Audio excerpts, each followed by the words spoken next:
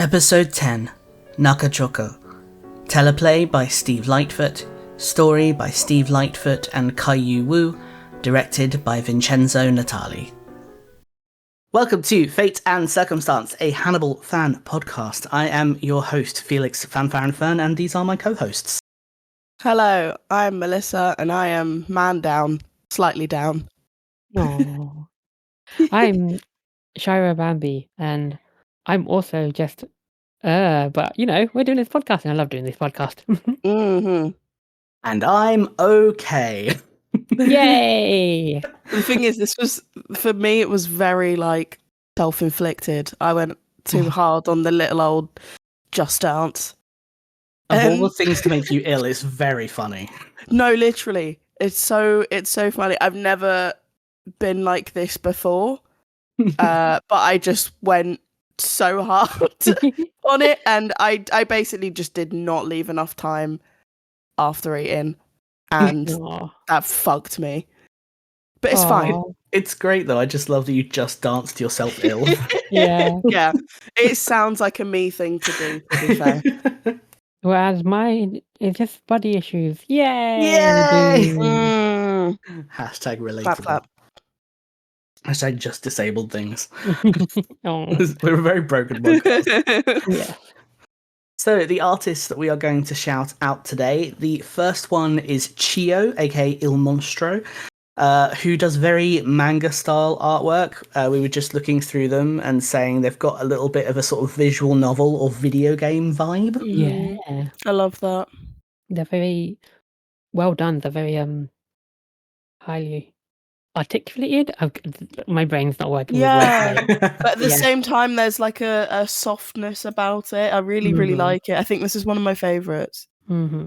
They look like full page. You know, like when you get a manga and you get the special coloured pages with a full illustration? It's exactly like that. Yeah, when Mm. you've seen the normal black and white style and then suddenly you get a special page and you're like, ooh, they're very much like that. Mm-hmm. And it also looks like, I think, the one with the yellow background where they sat on the bench. I think that sort of reminds me almost of more like an anime. Yeah. Like it's almost just like a snapshot and they're about to start moving to start Yeah. the scene or something. The Really colours are gorgeous. They're super vibrant. They're very Really romantic. Yes. Love romantic art. The second artist we are shouting out is Shu, or Shubiri, where I shared the amazing and slightly terrifying Sunny Dolls picture. They're super cute, and Shu does a lot of straw page prompts. Literally every day, Shu posts on Twitter asking for prompts and then draws them. Wow. So I showed Melissa and Shaira a bunch of the Hanagram ones, but they also do a lot of the HEU Hannibal Extended Universe ones as well. Oh, cute. Awesome. Some of them are so funny and so silly, and I love Will eating beans. Yeah, I was about to say I the do. ear on the fucking what looks like a chopping board is hilarious. I love the fashion icon and the little hat. It's so cute. Is that meant to be Hannibal? I don't know if that's meant to be Hannibal or Shu. It looks like Hannibal because there's I don't know, any shifty face that looks like a cat, I assume is Hannibal. Yeah, that's exactly what I thought. Yeah. Is it a weird shifty looking cat? It's probably Hannibal. Yeah, that's exactly my thought process. That's a shifty looking cat. That's Hannibal. It's canon. Mm. So, my usual question of the week: how did you find the episode? I have notes. I like it. I don't actually have real physical notes. I'm just saying the current phrase of I have notes. A lot happened. There was a lot to feel. A lot does happen. A lot does happen, but I think it was a nice, gentler episode. Sorry, what about that was nice or gentle?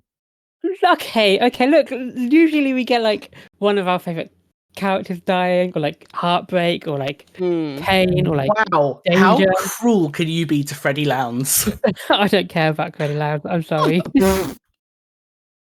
Wow, the hate. Fuck. I don't hate that's her. Strong, and that's me saying that. I don't hate her. This was a chill, relaxed episode. We just watched Freddie Lowndes get says the girl that literally just said, "I don't care."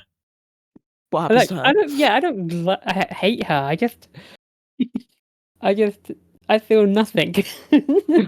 Oh, that's worse. I don't hate her, but I don't give a fuck about what happens to her, and I don't feel anything for her. But I don't hate her. Like, right, okay, Yeah. right. What happens when you hate someone? Jesus Christ. Yeah, no, I just Oh, the apathy. whatever. Poor Freddie Lowndes. Ready. Look, I think she'd Was being hunted, got her face smashed in. Fuck her. I feel like she'd have the same reaction to me dying. So I mean, that's sort of fair. Unless there's some sort of news story in it. Yeah. Kind of fair.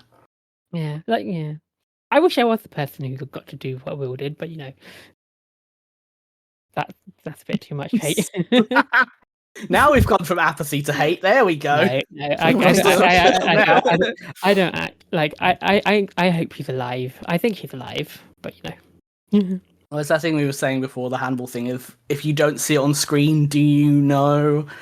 Do you actually know she's that's Says the one that's been fucking rage baiting us for like 2 series, saying that Abigail is dead. Abigail is dead. Yeah, but we don't see it as Abigail. I think Abigail might not be dead. I don't know. I mean, I do know, but Yeah. I don't know. Anyways. I do know. We haven't seen shit. Yeah. This episode. Oh, you stop! Oh, yeah, I kept on speaking a lot. What was Melissa's? I'm gonna fight your fucking legs off. Sorry, Melissa. What was amazing? I was speaking a lot. What was Melissa's views on the show? what was my views? I don't know. I feel so like I was sort of quadruple bluffing myself from the perspective of Will. Especially in the last few moments, I was like, who is this diva? Because we ain't seen her. I don't know what's happening. It was like, it felt like I was almost about to say she. And fuck. Anyway. I mean, pronouns baby are girl, social construct. Anyway. No. Like, he is so different. And I think it's easy to pick up from as the audience, but I can't tell if anyone else around him can also tell. I think Jack is like peeking it, like his ears are ringing, especially after the voicemail from Freddie Lowndes. But like when we see him after all this bullshit, when we see him at the crime scene with Jack and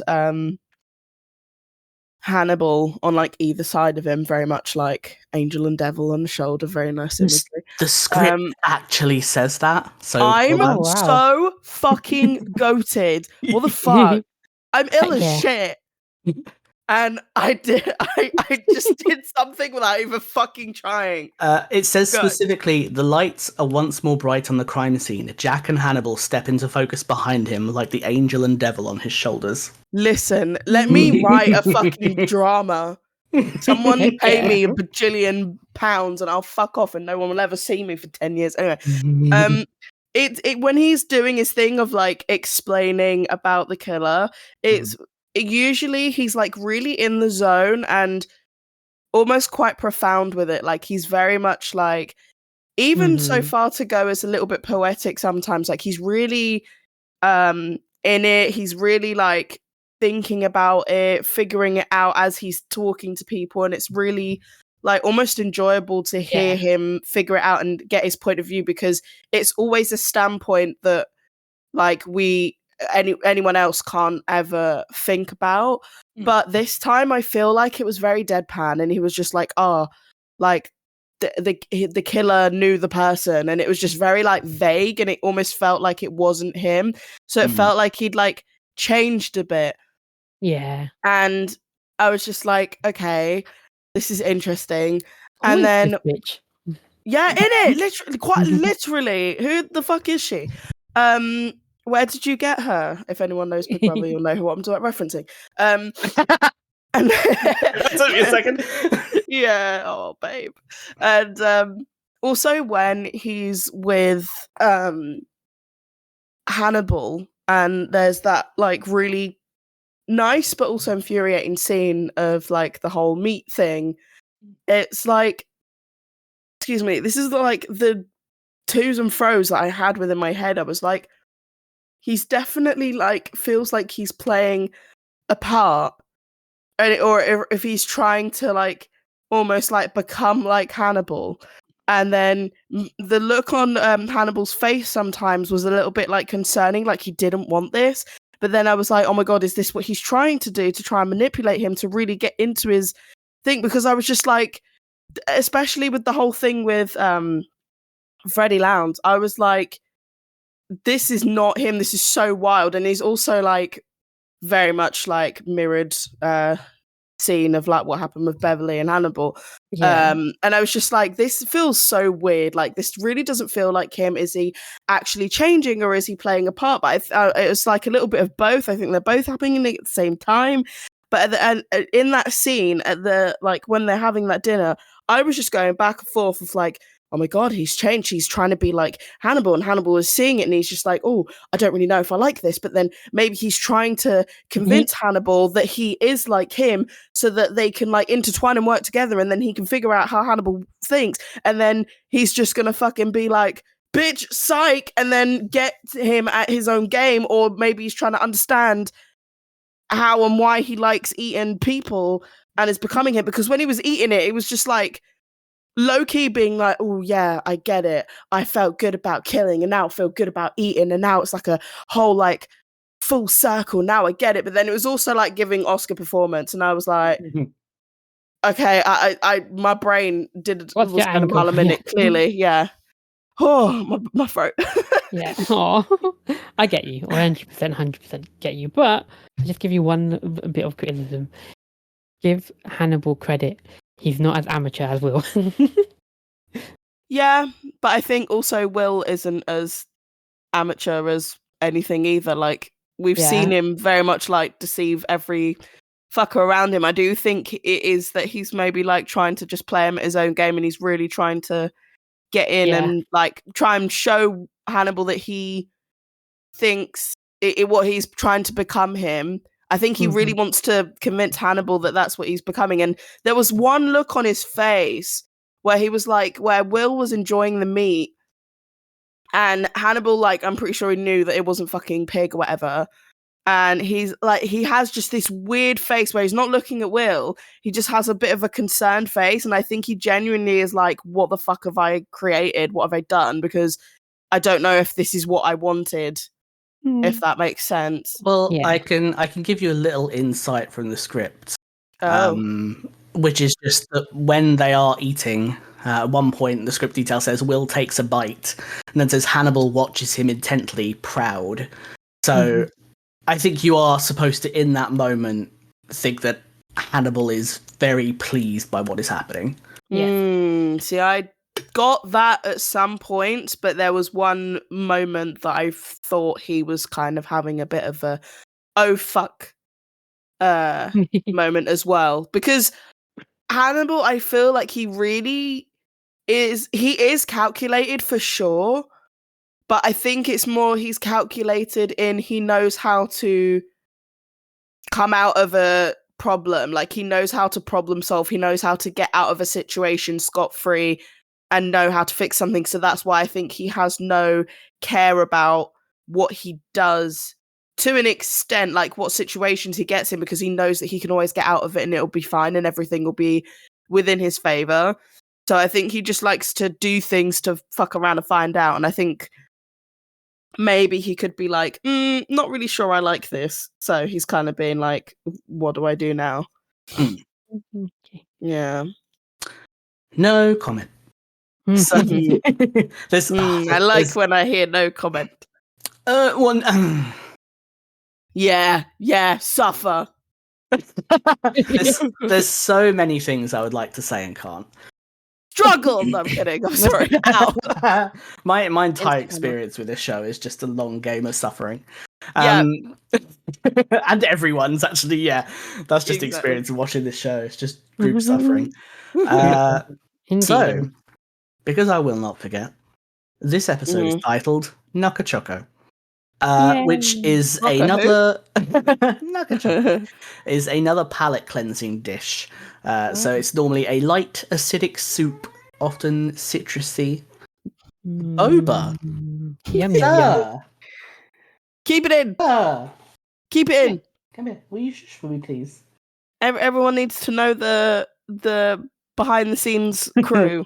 The pain I suffer whenever I try to record. When the cats are just like, oh, he's talking. We talk. Yes. The executive producers, everybody. My terrible assistants.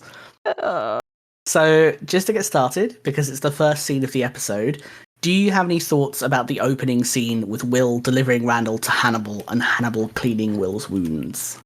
Even Stevens. Even I thought it was very intimate.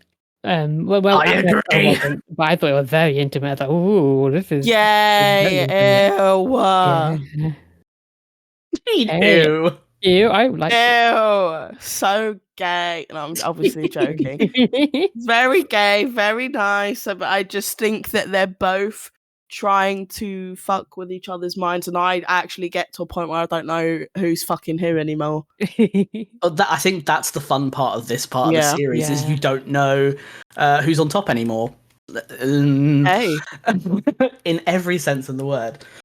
Giggity. but who on top is the question. Look, they're both switches, so it's all good. Okay, fair. Yeah. I have to bring up some of my thoughts from series 1, which is Hannibal is using touch again. Yeah. He takes Will's hand, he's cleaning his wounds. And not only that, but Will kind of actively starts to dissociate in this scene. Mhm. Same. Mood. Fucking mood. There is, of course, a wonderful line in this episode that could be read multiple ways. Because Will is starting to withdraw into himself, and Hannibal is like, don't go inside, Will, you'll want to retreat, you'll want it. And he says, not that. He then says, as the glint of the rails tempts us when we hear the approaching train. That's not as sexy. No. And Hannibal says, stay with me. And Will says, where else would I go? And of course, what it means is Hannibal is saying, keep out your head, stay with me, conscious. And Will is like, well, yeah, I'm here in this situation. But of course, it also has that double meaning of Hannibal trying to keep Will on his side. And Will kind of submitting to that, and it's very romantic. Very romantic. I'm a very big fan of the opening scene. I do really enjoy it. It was like, oh, this is very after the brutality of it. Which now I realize me going, oh, it's a bit of a gentle episode. I understand why it's not so much, but to be fair, it's gentle towards us as our hearts and our pain isn't too we do see Will beating the shit out of a grinning bloody Hannibal. Yeah, but yeah. fine. It's not actually Hannibal. Lol, completely forgot about that. No, I remembered, but it's still minute wasn't detail. Hannibal. It's not Hannibal. I don't care about those two. My favourite thing about that is the fact that Will is imagining him smiling while he's doing it. Yeah. And that's accurate because Hannibal keeps asking him about his violent fantasies, so it's like, yeah, it is what Hannibal wants. Will keeps imagining what Hannibal wants. Hannibal wants a bit of BDSM. Yeah. Oh, you know Hannibal would be kinky as shit. Mm-hmm. That boy likes to be slapped around. He'd be a tank in a video game. So, moving on to poor Freddie Lowndes. Because stop being mean, Shaira, bro, you're turning into me. I'm so proud of you. It's so cruel. I'm on her team. So I like her. No, I was gonna say for this episode, I am on Freddie's team. I do feel for her. She's being perceptive again. I feel for her. I feel for her. She shouldn't get what she got, but you know. Well, and also, of course, if it hadn't have been Will, it would have been Hannibal. Mm-hmm. He was literally waiting in her house, which is a shot a lot of people miss as well because it's quite brief. Oh, Yeah, he's I he's sitting in the definitely corner saw of her room. Yeah, that's where he is when he's wearing his plastic suit. It's Freddy's house. Yeah. So Oh, if She- Freddy hadn't been looking for Will, Hannibal would have killed her. Yeah, she saved herself by going to Will, who didn't kill her. I wouldn't call that saving yourself. Whether I you would. think she's alive or not, but Like, he rips her hair out. She could have just listened to him.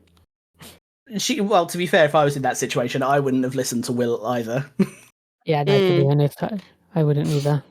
I wanted to know, given what we've seen of Freddie Lounge's suspicions and motivations, and the cut dialogue we discussed from Will's trial episodes, where she claimed to genuinely care about Abigail Hobbs, do you think it's true? Do you think Freddie Lounge cares about more than just herself? No. I think yes and no. Like, I think this is the first time in a way that we've like seen her be on the right path and the right track, which is why I think we feel a lot of sympathy for her.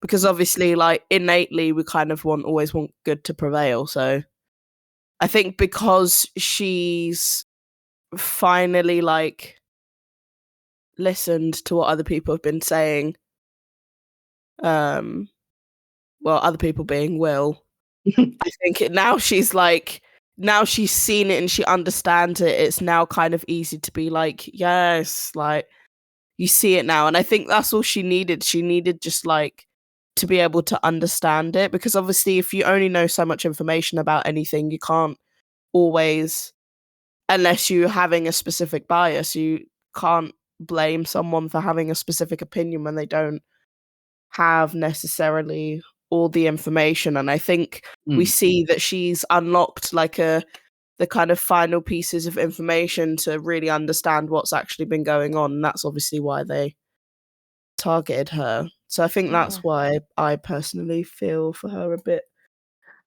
I'm kind of pissed off. Fair. I'm kind of pissed off that she's vindicated, because she's been wrong all the time. The only reason Not she's all right. this time.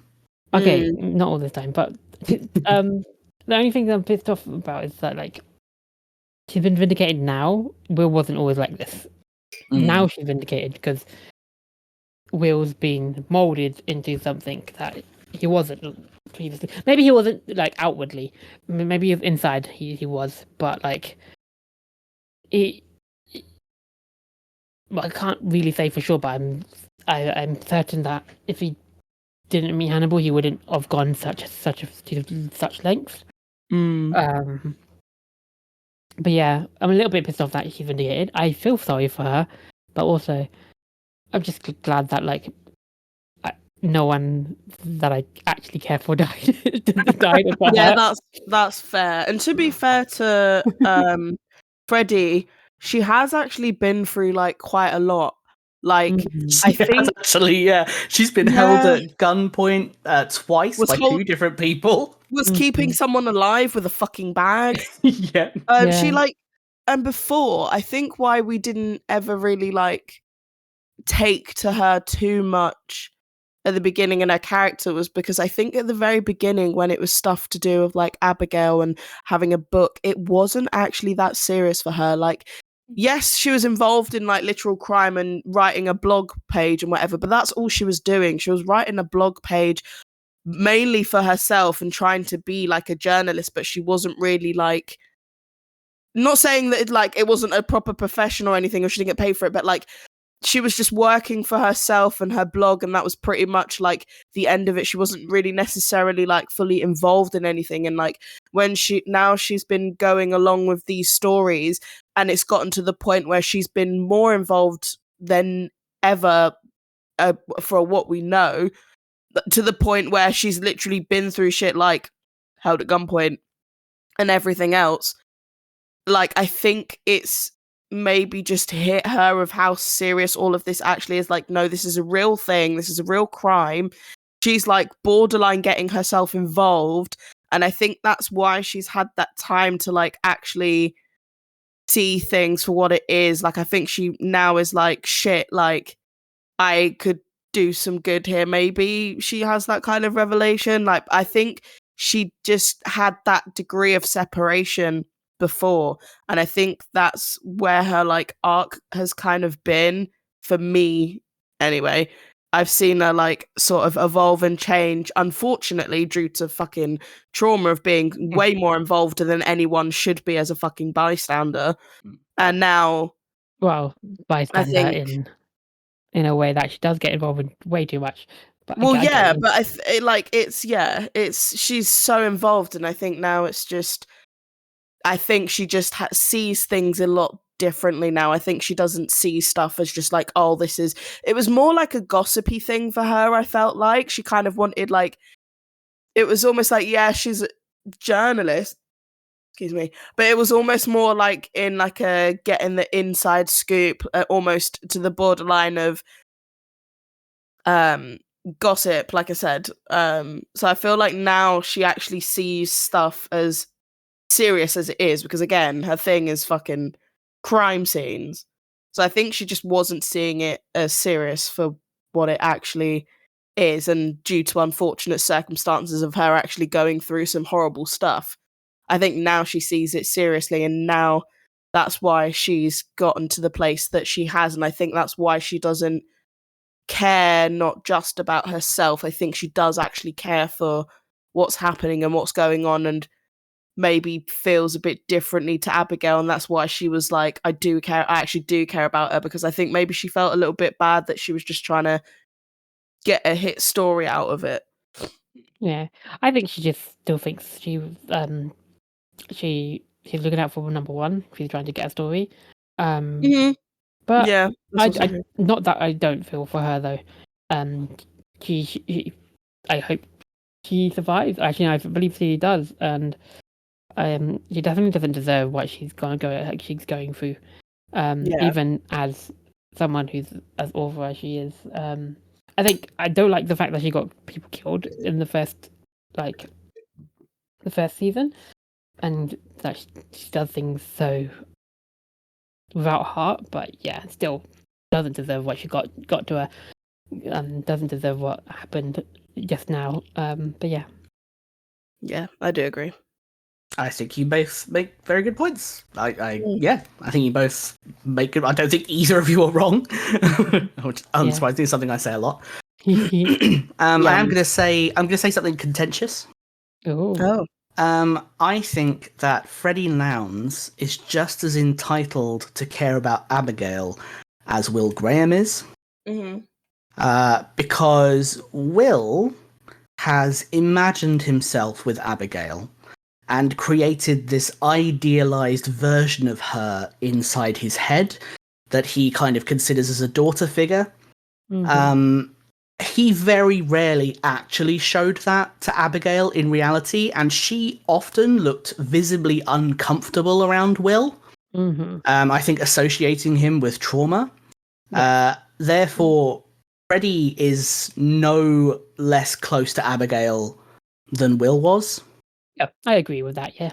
Like, I do think that Freddie's motivations were selfish, and they were based in money. They always are. Yes. However, and I will say it's only through this watch through, doing the podcast, have I felt this way. I never did before. So part of that comes with the bonus you get of watching things again and again and reading the script and seeing content that's not in the show. Which makes you more biased sometimes towards content that's not actually there. But I do genuinely believe that Freddie Lowndes cared about what happened to Abigail and genuinely wants to know what happened to her and why. I think part of that is selfishly motivated. She's quite open about that, and I think she's very honest about her selfish motivations. But I think you can be selfish and narcissistic and still care about someone and feel bad about what happened to them. So I think both are true. Yeah. Yes, agreed. Yeah. She's more complicated than she seems at first glance. And I love Will, and I love Will's relationship with Abigail, but a lot of it is inside Will's head, I think. Yes. Yeah, 100%, yeah. Well, actually, I think it's a combination of things. It's a combination of what's inside Will's head and what Hannibal planted inside Will's head, because Hannibal encouraged the paternal relationship with Abigail, whether Will was there or not.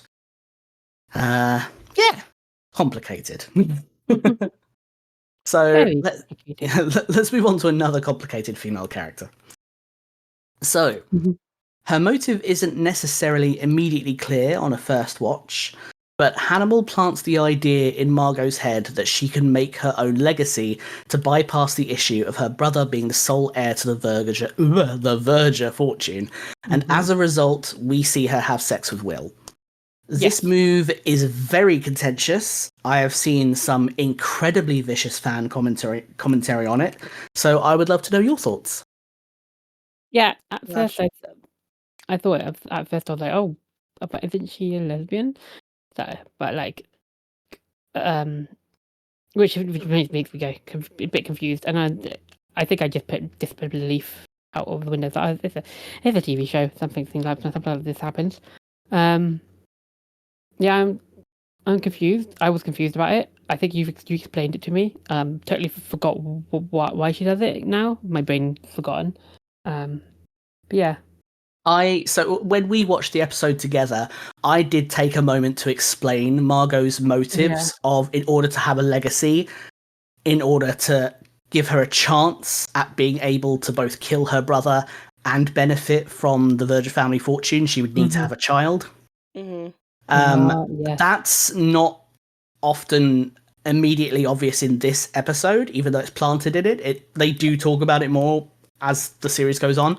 One of the reasons I wanted to make sure you knew that is because I wanted to make sure that you knew it wasn't a lesbian being turned straight scene, Yes. or anything like, or now she's actually bisexual. She's not. She's canonically gay.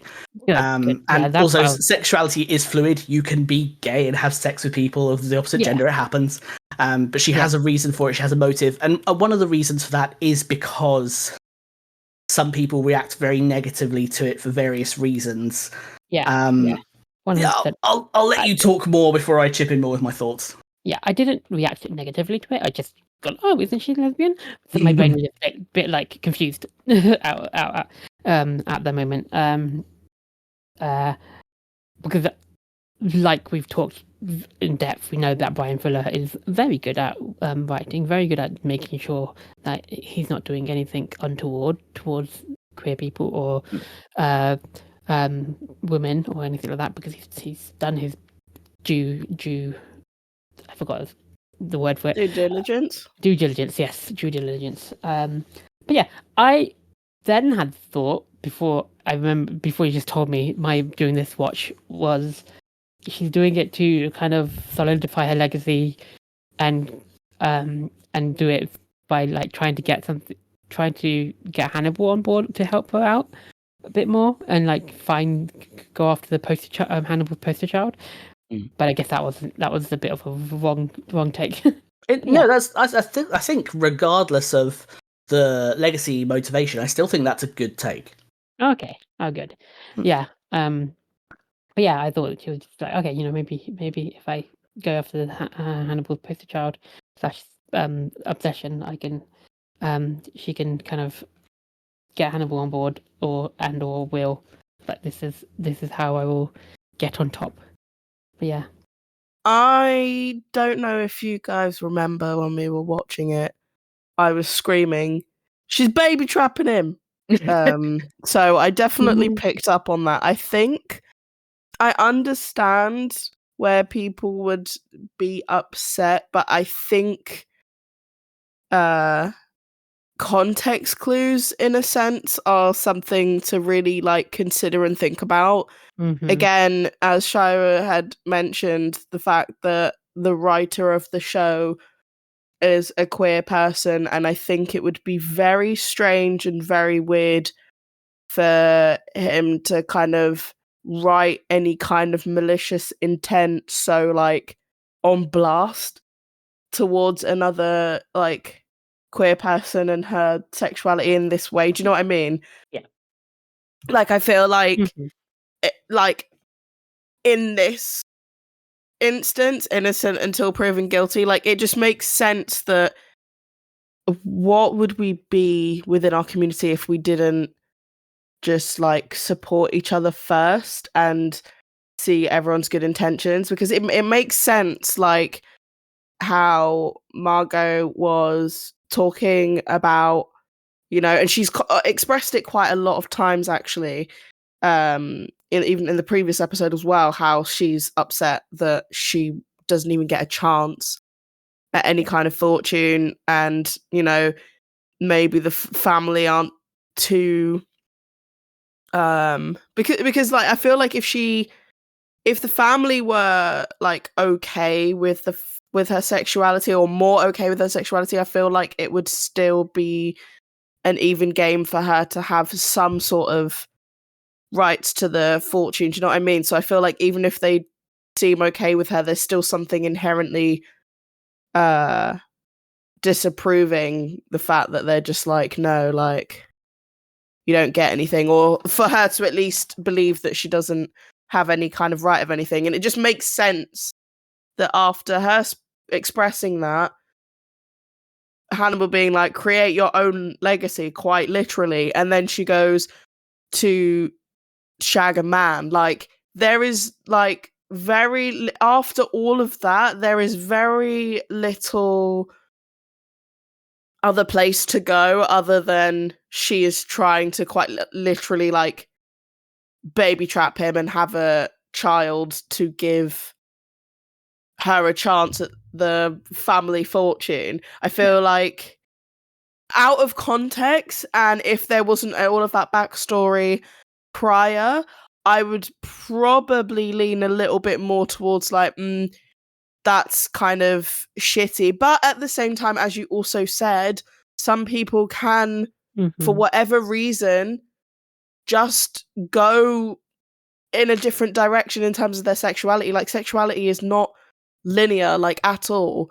Like, it's not like, even like if you're like, I am exactly this sexuality and I prefer A, B, and C, you don't know every single person in the entire world. You might meet someone that in whatever way possible, even if it's just like lustful, romantic, any of them, not both, neither, you might make you feel like, oh, I maybe feel differently about my sexuality, or it's just that one person and never again.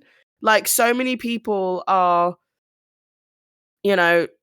a sexuality, they go outside of that sexuality and then maybe never again, but that doesn't take away from if they want to identify of how they want to identify. Like, I think I would understand if it was done distastefully, and then I would kind of be a bit like, okay, I understand. But I think to go so quickly to a negative place is kind of like, number one, as we've all said, sexuality isn't linear. And number two, it makes sense out of everything that we've seen before. And number three, why would another queer person like have that like kind of blindness or intention? I feel like it was I think it was a very good move. I think it makes a lot of sense. I think it adds a lot to Margot's character. I think it makes her very clever. I think it gives so much of like, she will kind of do anything. It gives more into how she is as a person, considering she's only just come in and there's been a lot that's happened already that we haven't seen.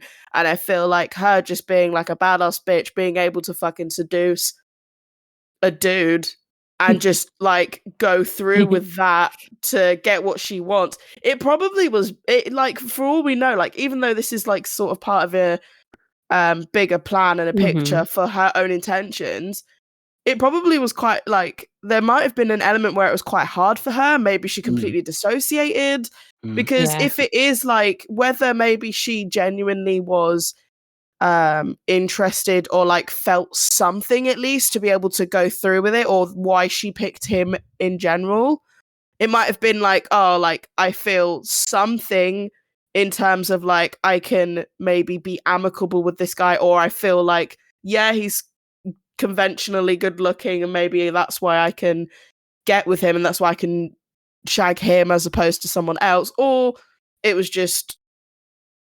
a transaction.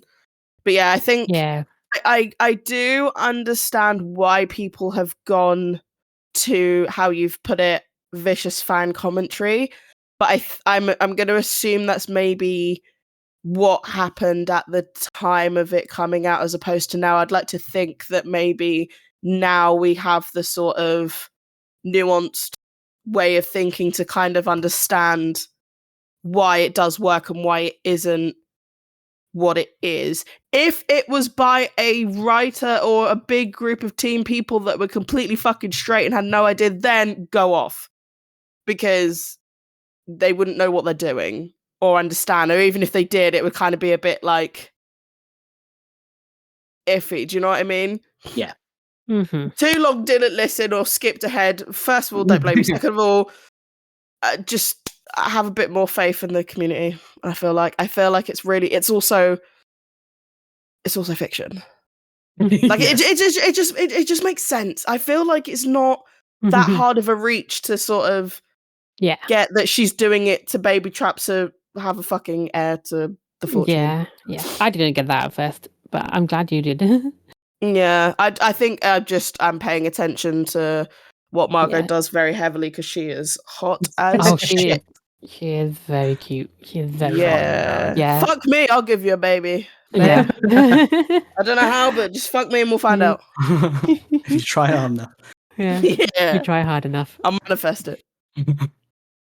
So I'm going to try not to get on my soapbox too much here. But unfortunately, criticism about Margot specifically, I was reading this morning. Published recently. Oh no. Brilliant. I'm disappointed. So it's less the queer aspect and more, obviously we'll find out more about this as the series goes on. So I don't want to get into it too much, but it's the baby trapping aspect. I have seen some incredibly misogynistic commentary on from queer people. Yuck. Basically, I saw several people calling her a bitch. That's a bit far. Yeah, so a lot of people get very vicious and angry about the idea that she is trying to baby trap Will, and what she's doing to Will is horrible and disgusting. God. I will say, consent and awareness is what she's doing wrong. Yes. Like that's not up for debate. Yes, what she's doing is wrong. However, people treat it as far worse and very hypocritically do not compare it to the fact that Hannibal baby trapped Will. Yeah, 100%. And it pisses me off that people treat her differently because she is a woman. Of course. It's 100% exactly that. They ship Hannibal and Will, therefore anything Hannibal does is fine, even though he is by far a much worse person. Undeniably, he is a serial killer, but because they ship them, it's fine. But because Margot is a woman and a queer woman, because she's doing it to Will, even though we know that she is in a horrible position, she's being traumatized and abused, physically horribly abused by her abusive brother. Somehow she gets attacked for being a terrible person when she's doing something out of desperation with probably the only man she's ever met that she thinks is safe enough to do it with.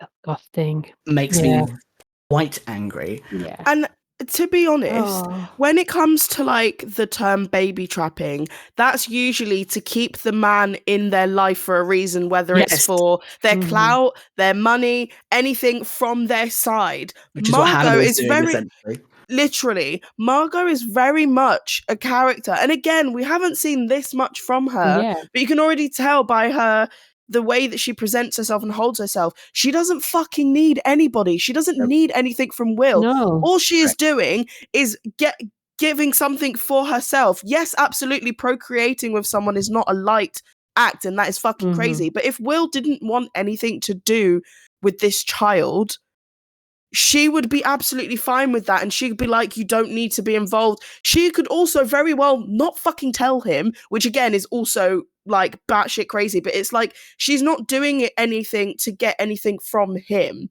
It's not malicious against Will. And at the same time, I don't think she would be someone to be like, no, you can't see my child for whatever reason, I don't need you, blah blah blah. I think if Will was like, knew that it was his child and wanted to be involved, I'm pretty sure she would be like, yeah, sure, why not? Again, from what we know now, but like, this is what the commentary of people are making at this moment in time. I think that's fucking vile and weird that Yeah. the misogynistic side of it is so fucking poisoning in our society that it's even got through to our community. Like, are Yeah, you... so weird. It's the fucking bias of like, Yeah. Hannibal being like the main character, and to be honest, everyone thirsting over him, so they're blinded by the fact that anything that he does is fine. Yep. Like, why are we hating on a lesbian woman as fellow queer people? Like, it doesn't make sense. It's so weird, yeah. It's a very clear character arc. Like, I understand procreating with someone, like I said, is very fucking serious, but she isn't trapping him for anything that he is going to give to her. Yeah. We use baby trap lightly in like we're talking about it's baby just trap in like not in the way that Hannibal has done it. We've done it in more like she needs a baby to keep her legacy. She's not Literally. baby trapping anyone but her. But that's it. She's not doing the trapping. She's only doing the baby part. Yeah, Literally, no, yeah. the We say baby it part, as like a more like a comical term. Yeah. Like, she isn't actually Yeah. baby trapping him, because that would Yeah. imply that she wants him for... She wants him, but she doesn't want him. She Yeah. wants a baby for the legacy. She Yeah, wants it or something wants from it- him. She Yeah. wants it something that she can produce herself to find someone that's safe, like Felix has said, someone who's safe to do it with. Has the baby. She doesn't. Either way, the only thing that she wants is the baby, so she can keep her legacy going. Yeah.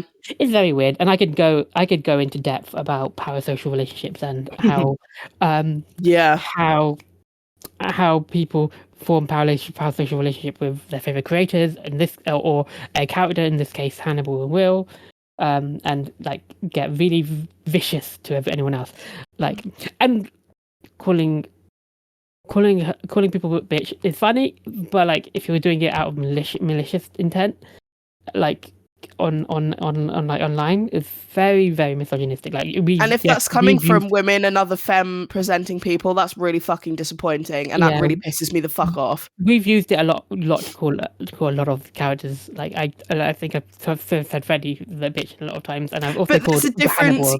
But I'm doing it as a joke. It's also intent. more It's it's intent and like delivery. It's more like we're calling first of all the like character's behavior rather than the actual person. Exactly. And when it's coming to this specifically, there's a completely different meaning.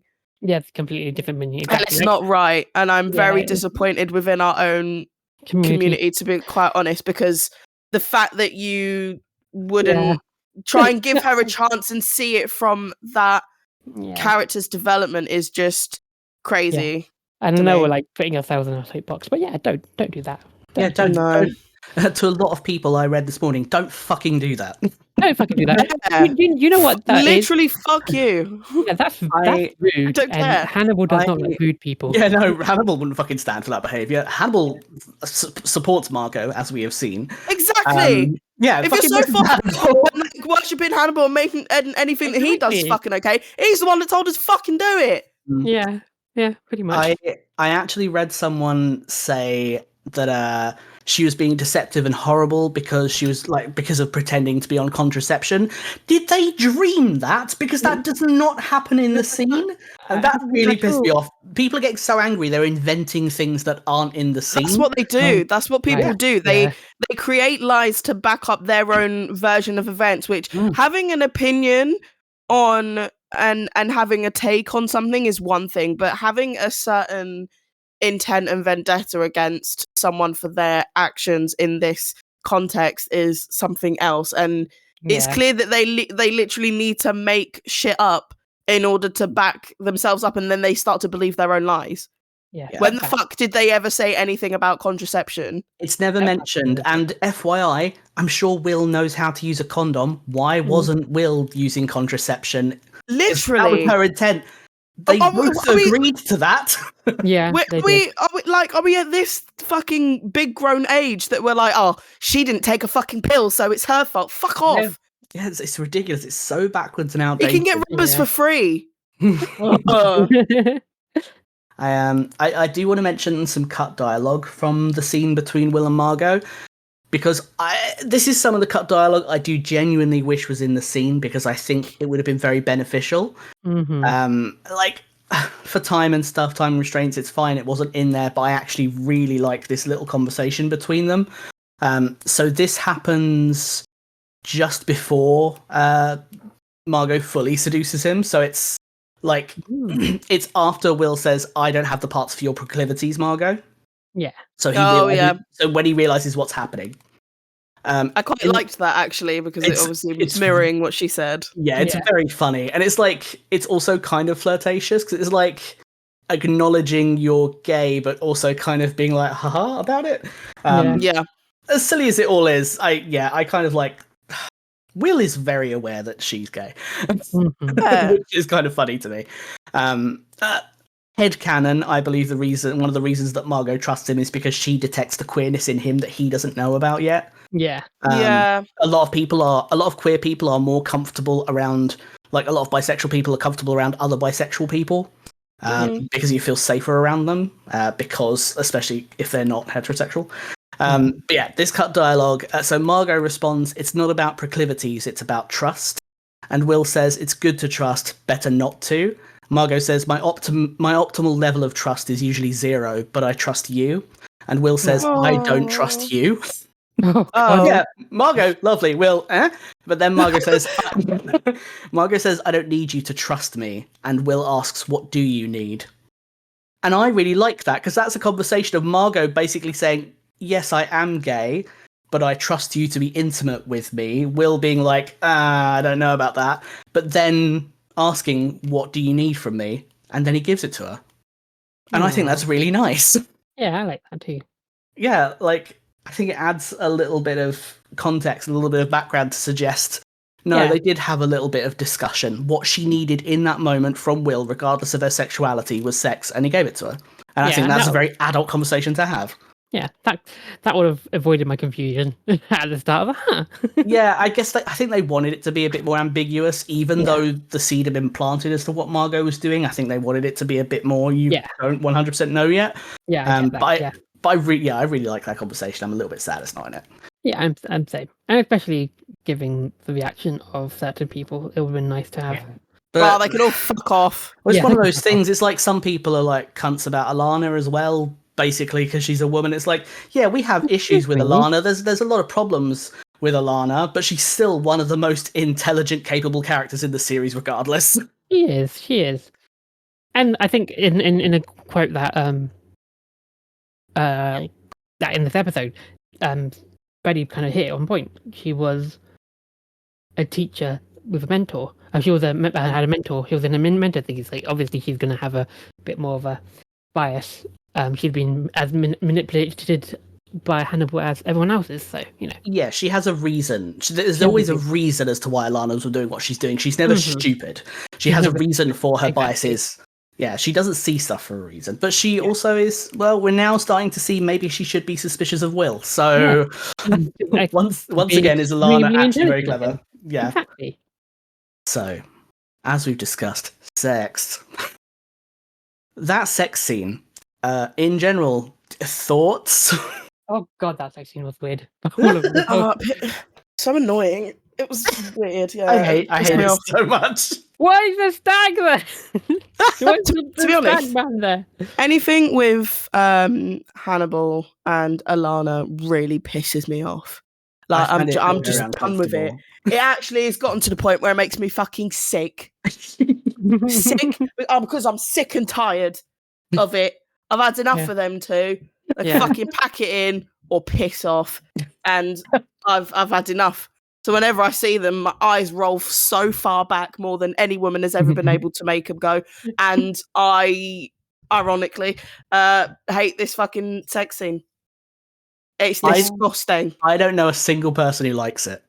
Yeah, valid. I've seen like threads people post just like what's the violent scene or the worst scene in Hannibal you can't stand to watch. The amount of people who say this sex scene. Yeah, it's weird. I mean, I like the slight strangle part, but then I was like weird. Do you know what kind of makes me like almost cringe and laugh so hard at the exact same fucking time? Because I know when that came out, when they published that, when they were editing it, when they were fucking directing it, drafting the whole fucking scene, they thought they did something.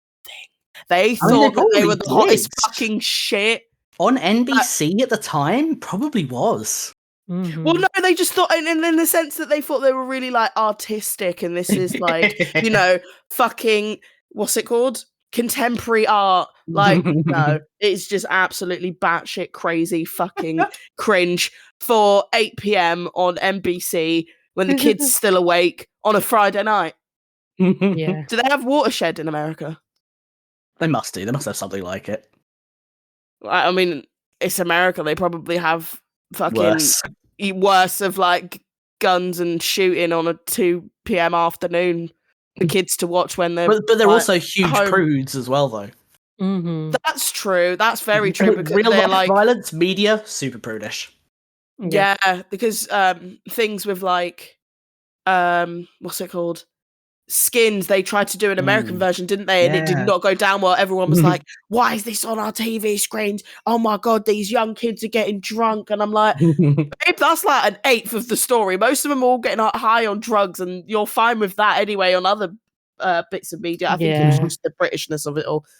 So funny. It's like this is what do you not what were you not teenagers back when you were teenagers? Oh, it's funny. Yeah, this it's a very weird scene. So obviously I was reading the script today, and I can confirm the stag man is not in the script. They did that just for the show. Yeah, the script Brilliant.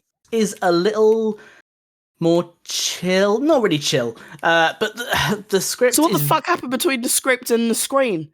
I don't know. It's all still very similar. The stuff with like Alana and Will and Hannibal is still very much in the script. It's still very much like, yes, Will is having sex with Margot, but he's having an imaginary menage a trois.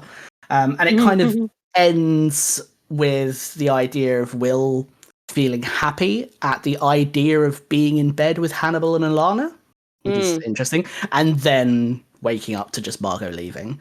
Concept, obsessed, love, chef's kiss. Execution, fucking horrific. Yeah. I don't like that the stag was there. I think that added to the absolute vileness of it all. Although I don't like watching it, I would actually say that's my favourite element of it, because Will very clearly reaches orgasm imagining the stag man. Yeah, I liked the fact that it was there. From a symbolism thing. It's from like, a symbolism thing. Oh yeah, this is cool. But from the actual like, why would you imagine that, my boy? Why would you imagine that? He's fucked up. Yeah, it was weird, but yeah, it's good in the fact that it tells a story about Will. Bad in the fact that, god damn, man, just don't want to watch Get it. some help. Well, not from Hannibal. Get some help. Unfortunately, he is getting help. Yeah. So help is a choice of word. Yeah. I need to make something else clear that is in the script. At the beginning of that scene, it starts off with Hannibal teaching Alana how to play the theremin. Then we see Will and Margot. Then the whole sex scene happens. Hannibal is being very flirtatious whilst Alana is playing the theremin, and he puts his hand on her chest at one point. In the script specifically, he's putting his hand between her breasts. And then later in that scene, he puts his hand between her thighs.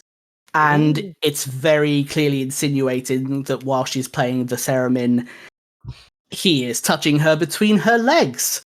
So, on the one hand, at least they didn't make that bit as overt. If for people who have listened to the Feast is Life's special episode on the theremin, they specifically referred to it as him fingering Alana. Oh, okay. I'm just going to say that he was playing her instrument. Same thing, having a bit of a fiddle with the fiddle. A bit of a fiddle in it. Yeah, that's very funny. Sometimes the script just goes full on sexy. Yeah, I mean they have to like have their jollies in some form where NBC wouldn't actually allow them to have it. Yeah, sometimes it gets a little bit more obviously sexy in the script before it gets to the show. So let's all forget about the sex scene and pretend it never happened. Yeah, no, I'm happy about that. And let's make things worse. In this episode, we get our first proper introduction to Mason Verger. What were your first impressions of him? He looks like a creepy bugger, innit? In it. he looks bad. He looks like a Batman villain. He looks like if Boris Johnson was a Batman villain. Yeah, he looks like Boris Johnson's Batman villain. The hair, the the outfit. Like, The tone it fucking down. fur coat. The fur coat, yeah. Tone it down. He looks like if Joe Lycett went evil. Yeah, you look like a villain. Oh, god damn. He's he is like a comic book villain, the way he speaks and everything. Exactly, like if he's a millionaire / billionaire, you're like one of the first people I would want to eat. 'Cause damn.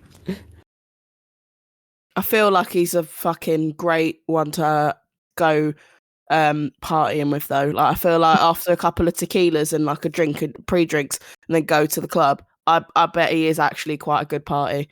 No, I would be. Do you remember that he he'd drinks beat me his up. sister's tears in his martinis? Yeah, I think like beat me up. It's he.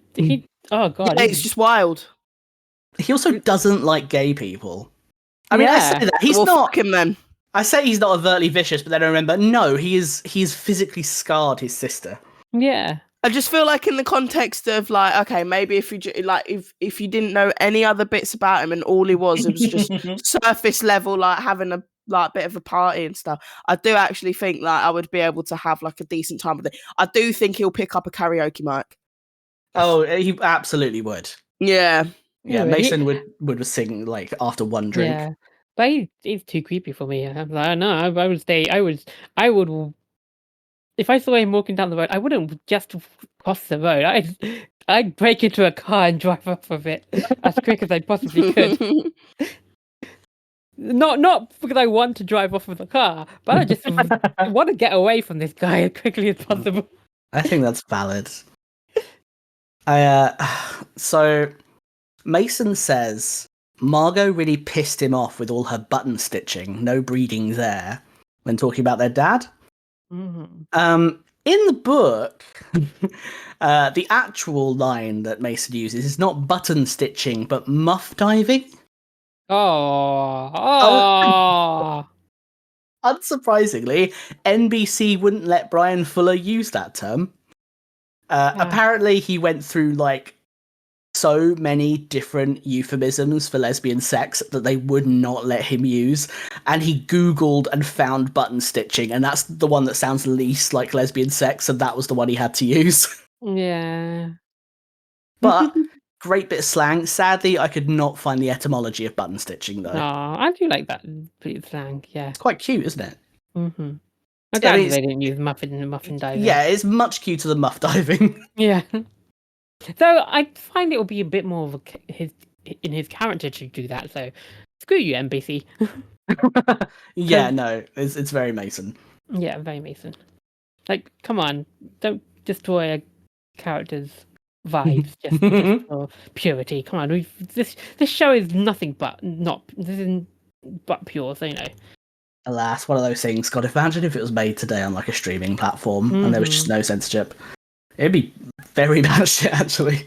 Maybe that would, maybe because of the restrictions, sometimes it adds something to that we wouldn't get when there's no restrictions. So, you know. Well, they got away with a lot. Yeah. So, they did, yeah. In a way, I think that's kind of perfect in that the violence is always beautiful, but often not too overt. It's a really good balance. Yes, I think so too. So, I would like to know how you felt about the dinner scene between Will, Hannibal, and Alana. Awkward as fuck. Yeah. You Again. Oh, sorry, Vanessa, you go.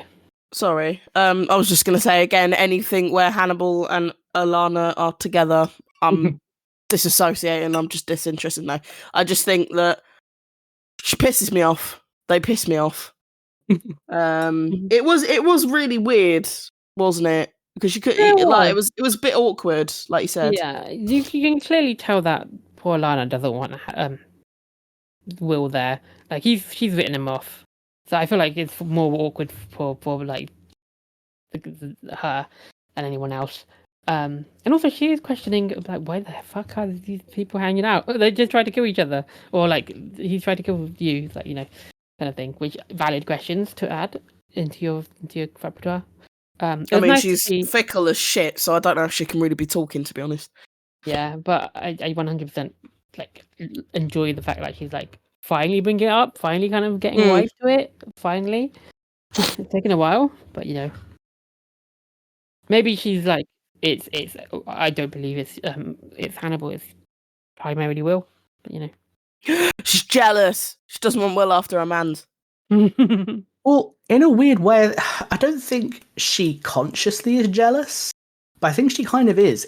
That scene to me comes across kind of like Hannibal and Lana having one of their intimate dinner evenings, and Hannibal kind of at the last minute being like, "Oh, by the way, Will is here." Yeah. It feels like he's brought a man on his date. Yes. And I love that. I love how awkward it is. I love that it feels like a three-way gone wrong. I love that Alana is just very suspicious and doesn't understand why they're even talking to each other. Yeah. I love that Hannibal appears to be having the time of his life. Yep. I think he loves how awkward it is. And he's got a raging semi, having the both of them there together. 100%. He's like a cat who's got the cream. He's gotten everything. He's gotten the woman Will wanted, and he's got Will, and has forced them together to be awkward. And I love that. It's so funny. Like every time, like Alana will say something, and instead of responding to Alana, Hannibal will respond to Will with like a little joke, and then look at him expectantly with a little smile. Yeah. He's having the best time. He is. Bastard. I love that scene. So you know what dinner parties mean, right? Sex. Food. Oh. Well. Yeah, I like food. But both are same thing. Really good. Yeah, no, I like same. food better. I like food better. I'm sorry. Yeah, that's fair. That's fair. Dinner party, sex, either way, everybody eats. No, I'd rather eat food. I don't know. Yeah, food is better. I like food. So, No comment. the first dish of this episode is brined and roasted whole suckling pig. A gift from a friend, as Hannibal says. Yeah, I'm salivating. Or, as Janice Poon calls it, a menu à trois. Oh, cute. So she called the plate arrangement metamorphosis because it's lotus chip and skeleton leaf butterfly wings in a peach half body with red onion claws. So to make the scene resets easier, she hollowed out the middle of the pig with rice pilaf and pre-cut cubes of pork and crackling, which is why it's all like hollowed out in the middle. So that way, when they needed to redo in the middle of the pig between takes, that's all they had to do was redo the middle bit with like all the rice and stuff, and not do a whole pig over and over. Good. Because otherwise, she would have needed to have made like 7 fucking roasted pigs. Yeah, 100%. Yes. Saying rice pilaf is kind of like saying rice twice. It's like chai tea. Yeah. So look, it's Janice Poon's fault. I'm reading her blog. But so it's presented with rice, langoustines, sausages, and fruit. Also, I noted this down just because I thought it was funny. While Janice Poon was preparing the 2 pigs, because they're like in a limited space on set, or off the set rather, Mads Mikkelsen and Caroline DeVernus, who plays Alana, were practicing with their theremin instructor the whole time, which sounds like actual hell. And Janice Poon did not describe it as a pleasant experience. Oh dear. Imagine trying to like prepare all this ornate food and there's 2 people trying to learn one of the hardest instruments just behind you. Yes, and it does sound awful if you don't have a good... and it's fucking difficult. Like, you're literally just waving your fucking fingers and hands around. Yep. Yeah. It's a brilliant, incredibly clever instrument, but it's like 90% of the time if someone's trying to play it, it sounds like hell. Yeah, I want one so fucking badly. They're so cool. I think you could still do it, but you used to be able to get kits to build your own. Oh, heck yeah. Yeah, it's very cool. Yeah, I don't think I feel like I've run and put myself through my own torture of trying to learn how to do that. I would suck at the theremin. I think I suck at most instruments. But then I could just like whack it out when everyone's like, oh, like what instruments do you play? Oh, like guitar, piano, and they're like, what? Yeah. So random. Melissa's just in the background creating sci-fi background music. Heck yeah. See, I'd rather just learn more songs to play on the banjo, or I was going to say banjo, ukulele. Oh, banjo. guitar and piano is too boring for me now. Like, I need something new. Then just get a sitar. Join You know, I me have on three. the ocarina. I have really 3 want guitars. a sitar. I really I want a have sitar. But I have sitars are 2 expensive. acoustics, and I have a very nice blue Fender Strat electric yeah. guitar. Yeah, I got it when I was like 14, Nice. so I've been playing for a while. I want to get a piano again, and I'm going to possibly get. But what I really want is a sitar, but sitars are so expensive. Very cool. Yeah. I suck at instruments. That's why I play the ocarina. The ocarina is designed for people bad at music. Do you like Zelda the fuck out of every single day? I don't actually know that many Zelda tunes, mostly because I like learning weird music on it. Although, if you know the song "Brothers" from Full Metal Alchemist, I do. But I know of it. That is my favorite piece of music to play on the ocarina. Funny enough, I was listening to that this morning while I was well, not Nice. this morning, this afternoon while I was having a bit of a nap. Very good piece of music. Do you know what's also a good piece of music? What? Chopin's Raindrop. Brilliant. Hell yeah. That played through this song. Played through this scene. Sorry. Hell yeah, it That we did. just talked about. Also nice little bits of Chopin and Hannibal. Mhm. This talking point is actually the first talking point I wrote for this episode, and I shoved it all the way down. So, I've never felt as alive as I did when I was killing him. In this episode, we see Will killing Randall and imagining killing Hannibal. We also witness him taking down Freddie Lowndes. He outright lies about both of these acts to Jack Crawford and Alana. We also see him relish in his acts with Hannibal, partaking willingly in cannibalism. We've spoken a lot about Will's motivations and how he has changed. What are your thoughts about him now? What is he doing? It's like a total 180. I'm very confused about all his motivations. He looks like a pretty boy, and he's similar to Hannibal, and he's going down this route. Yeah, pretty fucking annoying. It's pretty annoying. All I can think of is autistic mirroring in my head. But then, maybe he's just mirroring his abuser, really. Which I feel sorry for him. At the same time as I don't think that's entirely true. I think he has an angle. I just don't know what that angle is. Well, sort of a bit of what I was talking about in the beginning. Yeah. I think he's sort of. Is it obvious to us because we know all the context that he's a lot different within the parts that he plays in life in terms of like at crime scenes, deciphering crime scenes and stuff like that. It's very different. He's a lot, like I said, he's a lot more broad about the way that he describes stuff. It's not got that same vibe that I think we usually have when he's speaking about what's going on and he feels really invested. I feel like the way that he speaks about it, it's like, excuse me, it felt like he was almost making it up on the spot and didn't really have anything to say, and he was just kind of trying to figure out ways that he could maybe not necessarily outwardly lie, because he's not, but he's very vague on purpose, which is not usually his thing. He usually is like very specific about A to B to C to D, and like thought process makes sense and it's enlightening, whereas he gives such vague points, and it almost felt like it was like spontaneous, whatever he could think of that come to his head, then he just says it. I was going to say something else and I completely forgot. That's it. When I think Jack is a little bit like confused about it, because when he's like questioning him and asking him about it, it does feel like he's kind of like, where are you going with this? What do you mean? And then when they are all talking to each other, playing Freddie's voice message, you can tell that Jack is really switched on, and he's like not outwardly saying anything, but you can just tell from knowing him as a person and his character and everything that he stands for, like, you know that he is, again, keeping an eye on Will, because at the end of the day, he was convicted, sure, wrongly, but it's now some decent evidence, and he can see that he's acting out of character, and is like, why are you granting an interview to Freddie Lowndes? Like, it doesn't make sense. And like, she disappeared literally where you live, not very close to, not very far from your farm. What is that all about? That doesn't make sense. I think he's like really like questioning it and kind of seeing through it a little bit.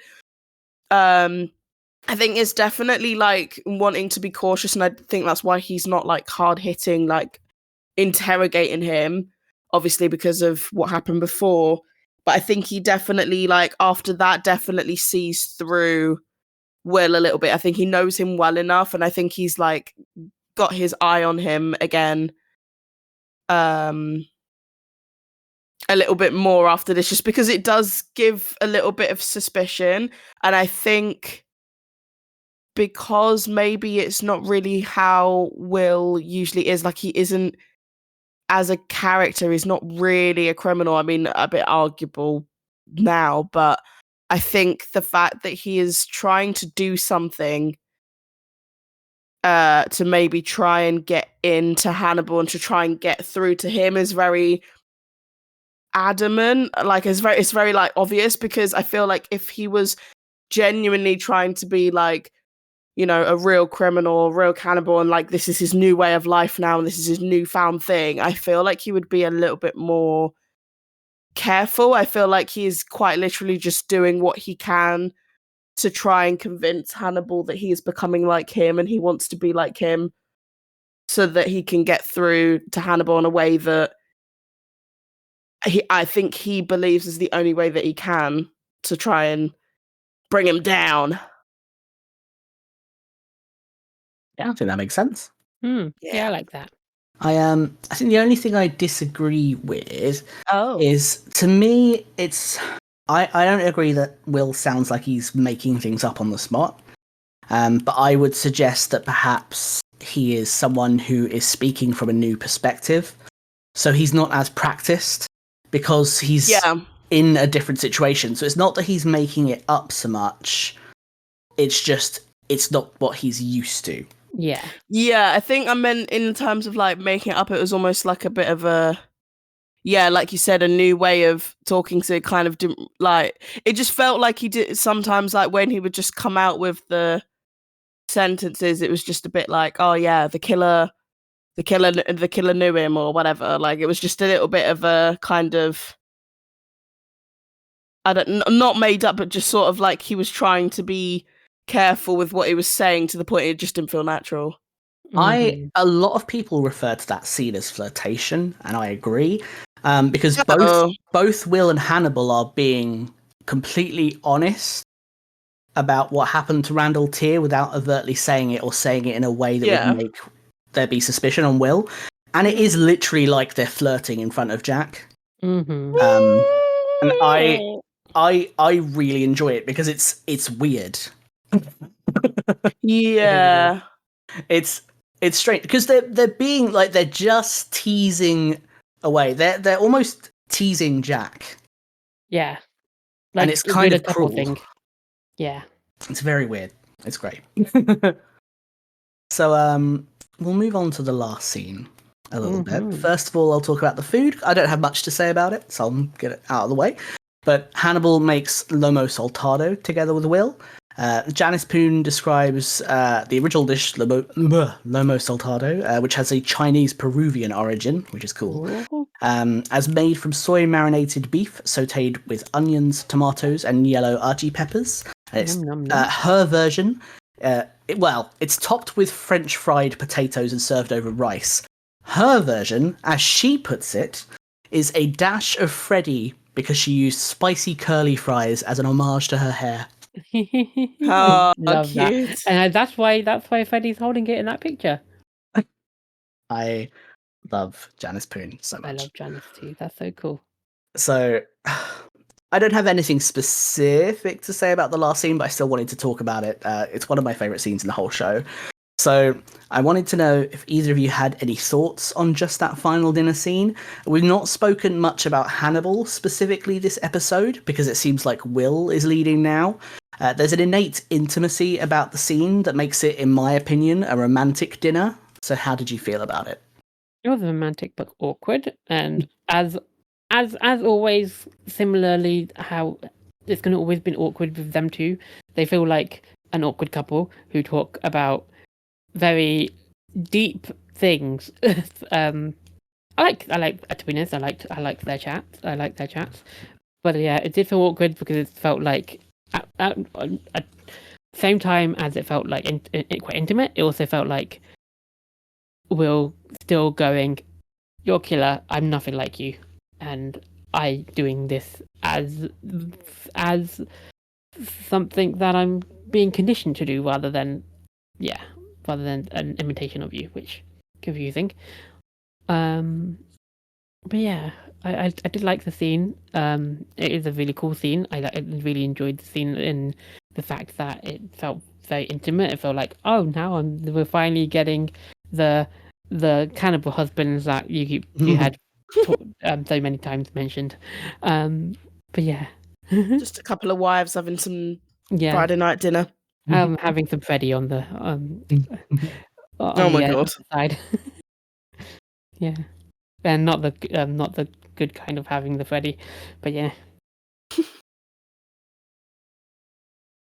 What can I say that I haven't said already?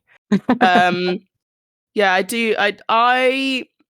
I'm sticking to my initial thoughts that it was weird.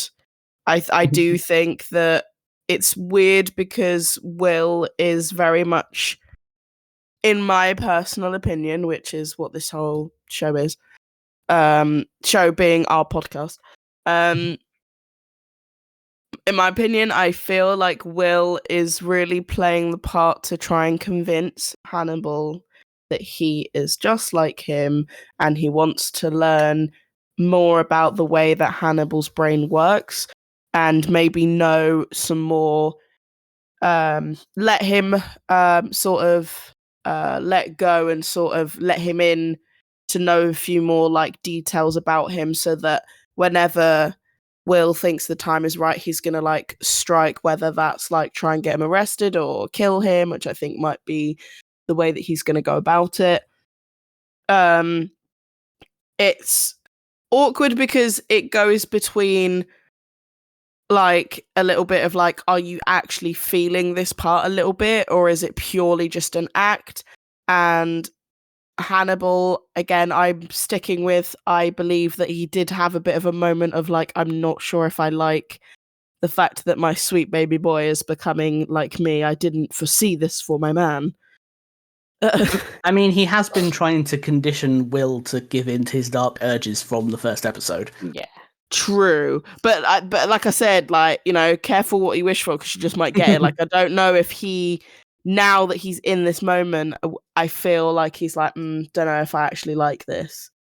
And it's literally just from this one fucking look that he did that I feel this. Like, it was literally like, I don't know when it was, but like the camera was sort of like at a low angle and he was like looking to the side a bit and he just had a bit of like a concerned, worried face. And I was like, oh, its face, but true. Very, very true and valid. I do think he was just a bit like, oh, this is actually, it might be a realization of like, oh, this is actually happening now. Like, so maybe he's believing it and that's going in the way that Will intended. I unsurprisingly will not give any comments on anything between them other than just I love that scene. You suck. That's what I'm here for. But I do have a couple of little random bits of information to say about that scene. Will refers to the meat as long pig. Most people probably know, or if they don't know, they probably work it out from the context that that's a euphemism for human meat. According to Oxford Reference, it dates from the mid-19th century. It is supposedly a translation of an expression used in the languages of a cannibal people of the southwestern Pacific Rim. So I would say to take that with a grain of salt, given the often racist misconceptions regarding cannibalism that we've mentioned in previous episodes. Right. Okay. I don't trust anything when it comes to translations of apparent cannibalism. Also, Will says that he has given up good and evil for behaviorism. I'm stealing an excerpt from Wikipedia to explain this much better than I can, because it's a big concept that would take many, many, many episodes to go into, so I'm just going to narrow it down to something very simple. But Wikipedia describes behaviorism as it assumes that behavior is either a reflex elicited by the pairing of a certain I hate this word, antecedent stimuli in the environment, or antecedent, or a consequence of that individual's history, including especially reinforcement and punishment contingencies, together with the individual's current motivational state and controlling stimuli. Although behaviorists generally accept the important role of heredity in determining behavior, they focus primarily on environmental events. So to me, I think that Will is literally trying to say that he is no longer acting by morals, but simply reacting to the environment that he has found himself in and choosing his actions accordingly. Which I also, in a way, think is a little bit of a nice callback, subtly, to episode 1 with his first conversation with Jack Crawford, when they talk about him not liking the name of Jack Crawford's Evil Minds exhibition. Yeah. Because he thinks that that's like too black and white and silly. He doesn't like the concept of good and evil. Yes. So I think that's a nice little callback to that. It is a nice little callback to that. Checking my notes. Did I have anything else to say? I can't remember. We got some good cannibal puns in this episode, which we don't get as many overt ones anymore. Yay. My favourite being Hannibal saying, "You slice the ginger." So good. It. Such a good pun. I didn't even pick up on that. Oh, yeah, so funny. Yeah. I'm pretty sure I didn't on my first watch either. It took me a couple of watches, and then suddenly my brain was all, because she's ginger. Yeah, you cut the ginger because she's ginger. I didn't pick up on my first watch, but I picked up on this watch. Yeah, is she like ginger, or is she more just like redhead? I mean, all redheads get called gingers, even though it's not ginger. Yeah, it's still a pun. It's still a pun. I wanted to mention something I picked up on only on our rewatch of this episode, which is that during the sex scene, or just before the sex scene, when we're interdispersed with Will and Margot's conversation and Hannibal and Alana's conversation, Hannibal and Alana are talking about the theremin, and Hannibal, they say that the theremin is like psychiatry, and Hannibal says that, it's like being a therapist. Never touching, not guiding them towards dissonance. Never touching, guiding them from dissonance towards composition. Yes, I liked that. That voiceover is over the top of when Margot is seducing Will. Ooh. And Hannibal is her therapist, and his actions have guided her towards seducing Will. Yeah. That's incredibly well edited. Very well edited. There's another line I had, but I'm going to leave that till the end. We also got some Hannibal lore. That was the last thing I was going to say. Yeah. What was our Hannibal lore? Hannibal lore? Hannibal had a sister, not has a sister. Yeah, very specific wording of Mason asking, "Do you have a sister, Dr. Lecter?" And Hannibal says, "I had a sister." So we've learned all sorts of bits and bobs about his travelling around the world. He ate her like a fucking rotisserie chicken. And now we know he had a sister. We will learn a little bit more about that as well this series. $3.99 Costco rotisserie. Oh god, so good. Love rotisserie chicken. Right, love that. Let's go on to our ending-y bits. Give me your favourite quotes, please. Yay! Quotes. Okay. Wow. I think you already said like one of my favorite quotes, which was the ginger one. I would leave that be and just go on to so my favorite quote for this episode was apart from the silly puns that I really enjoyed, one of the most powerful forces that shapes us as human beings is the desire to leave a legacy. I just like that quote. It's a good quote, and that's it really. But I would say I say that quote as my favorite, but my favorite quote is literally, "You cut the ginger." That is because it just made me laugh. That's my actual favorite quote. I just wanted to be a bit more profound and choose a more profound quote and not be as silly. But my favorite quote was the one that made me laugh. Silly quotes are just as important. Silly quotes are just as important. I love cannibal puns. They're funny, and I enjoy them just as much as I like eating. No, I don't. I don't eat beer. Right, over to you, Melissa. Thank you very much. My favourite quote, nice and simple, even Stevens. That's it. Some people hate that line. I don't know why. I like it. I think it's so. I like think it is so out of place and so cringy and so wrong, but that's why I ironically think it's fucking hilarious. Same. I think it's really good. It's so awkward and weird. And if there's anything about me, ourselves, this podcast, is that I will like anything that is unconventional and fucking wrong. Because it's funny. Yeah. I completely support that. I love it. I love the line delivery. I think it's great. Same here. That's a good line. My favourite quote, I chose purely because I was watching the episode and had a moment where my brain went, oh, there's a double meaning. And I felt so smart for like 2 seconds. I was incredibly proud of myself. That. During the dinner with Hannibal, Will, and Alana, they're talking about pigs, not afraid of the pig, blah, blah, blah. And they're talking about livestock. And Hannibal says, there are those that raise livestock who have a genuine affection for them. The farmer who rears lambs loves them and sends them to slaughter. Hannibal has been rearing Will's dark desires and sent him to slaughter. He got him to kill Randall. So that entire line is just about Will. Yes, and I love that. When I realised that, I felt very proud of myself. Heck so, favourite moments. Favorite moment? Okay, I don't actually have favorite moments in this scene. I have like multiple scenes that I really liked. I like the dinner scene. Honestly, I kind of liked the scene where, I kind of like the scene. I really like the scene where Freddie was in, where not the bad scene. I like the Freddie scene where she was talking to Alana, and she was kind of questioning Alana in the way that the way she kind of got Alana. I was like, oh, are you sleeping with them? But I didn't even know you were. I just was guessing. Just tried to see, and that was quite funny. I enjoyed that part.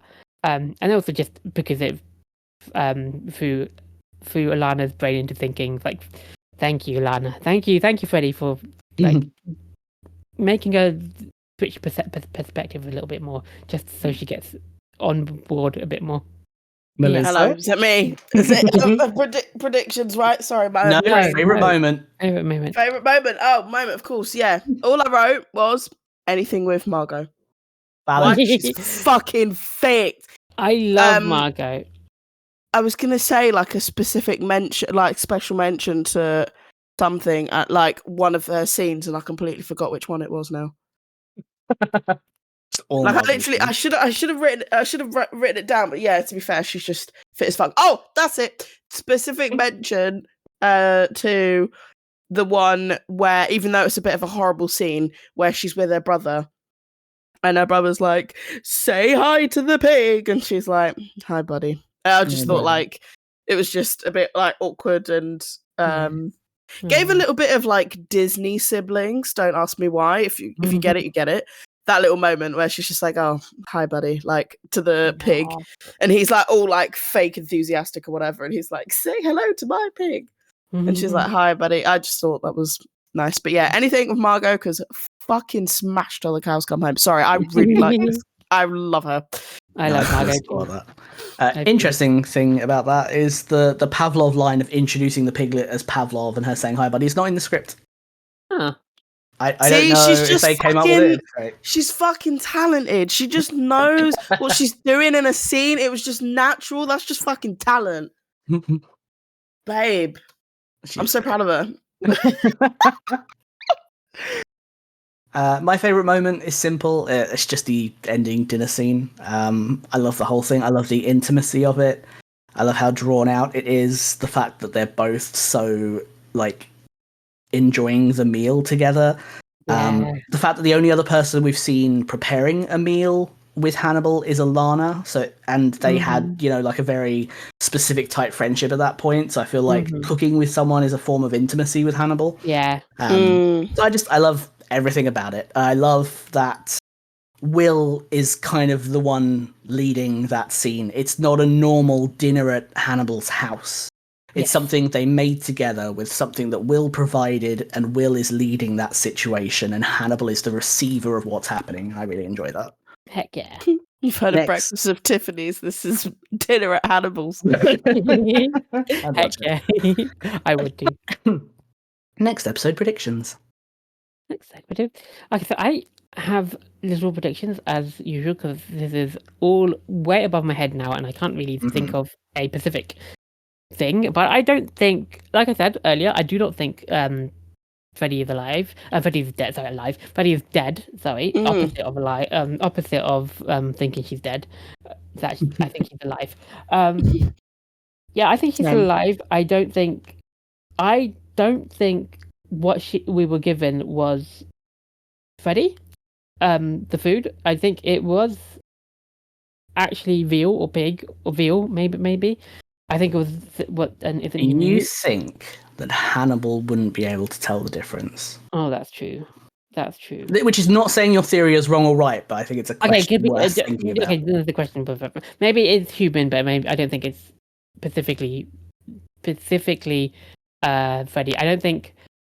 I do think he was generally wanting to talk to her in that scene that we watched. And I don't think he wanted to like properly hurt her until. How do you know he didn't? How do you know he didn't cut out a bit of her calf? Could have happened. I just don't. my main theory is that he's alive. She's hidden away somewhere similar to, I forgot her name now. Miriam Lass. Yeah, Miriam Lass. Because she's an innocent in this, so I don't think Will is that willing to go that far for to kill an innocent yet. And yeah, I think we'll see her again. Maybe not sure if it's going to be this season. But the next episode, I feel like we're just going to see some more intimate parts of Will. Maybe we'll see Will's game more. I definitely feel like we're going to see Alana figuring it out a lot more, and I feel like the suspicion we are seeing on Jack's face is going to get a bit more suspicious. Will's gay game, by the way. I agree. I think that until we see shit, no one's dead. That includes Abigail. Weirdly, I didn't mention Abigail or the Hannibal Cannibal family, but it's always time for new things. But anyway, so this is your thing. Speaking of, like, I don't know if I've kept up with my gay sex thing, but obviously gay sex is what I'm I mean, but we're pretty much actually with my index finger out and my glasses on, we kind of basically a little bit got it. A little bit. We're edging. We're edging. We're edging to gay sex, fucking anal. And I love it. Always edging to gay sex. Heck yeah. And I was going to mention, I mean, we did get it, just gay straight sex. Yeah. Because they're both gay. Exactly. Oh yeah, true. It is bisexual. Carry on. Yeah. Predictions. I think I coincide with Shaira's predictions. I think we are going to see Freddy, find out what happened with her. I think we're going to know if she's dead or alive. And either there was a piece of her cut out to give to Hannibal, or he killed somebody else and took her instead, or whoever, and tried to play off as Freddy. And I think we are gonna see her. I think we're also gonna see. I reckon we're gonna see if Margot is pregnant or not. And I'm not sure if it will work because there's nothing like. I mean, obviously, it would be easy for the plot to say like, oh yeah, she's like suddenly pregnant. What if it fails? Like, what happens if like the first try it doesn't work out? She's not pregnant, and she has to like try it again. What if she has to like shag him again? That'd be interesting. And obviously, just another mention: more gay sex. I think we're going in the right direction. The cogs are moving. The scene was fucking horrific, and I'm not taking away from that. It was disgusting, but we got gay sex. We did. The sort of motifs of Will came of the slaughter of Stagman Hannibal. That's pretty gay. Exactly. Yeah. Yes. That's pretty gay. My next episode predictions are that Alana, mourning the loss of Freddie Lowndes, decides to quit her job and become a journalist. Oh my fucking God, I've had enough of her. I'm absolutely sick of her shit. I love that. My God. Cope. Let her deal with her loss in her own way. Now, I'm not going to do the sign-off yet. Because I forgot about something I wanted to tell you about. Mm-hmm. There is a cut scene from the script, which I don't know if they recorded. It's not available if they did. That I just forgot to mention, so I just wanted to quickly read through it before we finish, if that's okay. No. Cool. Anyway. Oh, please. So... it's after the museum scene with Will, Hannibal, and Jack. Ooh. This scene, I think, it's good that it's not in it. In the same way a lot of the cut stuff is. It's a bit too overt. It's a bit too in your face. But just as something to think about, it's super interesting. So we'll consider it not canon. Mm. So it's in Hannibal's office at night after the museum. Yeah. Says, Hannibal sits still in the chair as Will Graham moves around him, picking things up, putting them down, amped somehow, an athlete after the race, adrenaline still coursing his system. Ooh. Hannibal says, you're playing a dangerous game. Will says, we once caught a killer who went to his victims' funerals just so he could console their loved ones. Hannibal says, Jack Crawford is no grieving widow. Not so long ago, we were both suspects for crimes just like this. Will turns to Hannibal. Will says, that's why I can't be a suspect this time, or you. When you framed Chilton, you exonerated me and yourself. He was the broom that swept our tracks. Hannibal does not react to this. Instead, Hannibal says, why didn't you dispose of the body? It was the prudent course. Will says, Randall deserved to be seen. Hannibal says, Randall or your work on him. Will says, you called it artistry. Is that how you see your own efforts? Hannibal says, I also called it savagery. You mutilated the body, displayed it. Will says, the bird is leaving the nest, Dr. Lecter, spreading his wings. Hannibal says, a newly fledged bird is at his most vulnerable, still relies on his parents for food. He can fly, but he has to learn to hunt. Will says, and they learn via imitation. There is a mantra in medical tuition you must know. Watch one, do one, teach one. I've seen plenty, Dr. Lecter. Hannibal doesn't answer to that. Instead, Hannibal says, how did it feel to manipulate what was a living man into a message all of your own? Will Graham said, like I wasn't finished till I had. Hannibal absorbs this. Hannibal says, did you take a trophy too, Will? Will Graham says, a memento of my first rodeo. What do you think? Hannibal says, I think it would be the act of a serial killer. Will Graham says, by definition, one body doesn't make me a serial killer. It's a very interesting scene. It's a very interesting. I'm glad they kept out though, because I really enjoyed the fact that the scene before that was Hannibal going, so what are you going to do with this body? And then kind of like hinting at it, and then that's what Will does. So I'm glad it's isn't in there. It doesn't make sense. It's, as I say, it's too overt. Yeah. It's Hannibal outright saying, are you becoming a serial killer by doing this? Yes, yeah. So it's good it's not in it, but it's a really cool, very in-your-face scene. Yes. Well, are you both ready for my sign-off? Yes. Yes. That was so in sync. Yeah. First, there is a loss, but then there is a rebirth. Also, Mason sucks. Fate and Circumstance is an independent podcast brought to you by Felix Fanfaron Fern, Melisa Suzan, and Shaira Bambi. You can find and follow us on Twitter and Tumblr at HannibalPod. We are fans of the show NBC's Hannibal and do not own the rights to any of the materials discussed, merely appreciators. The music used in this podcast is Tchaikovsky's Op. No. 40 Waltz by Kevin MacLeod, licensed under Creative Commons by Attribution 4.0 license. Thanks for listening.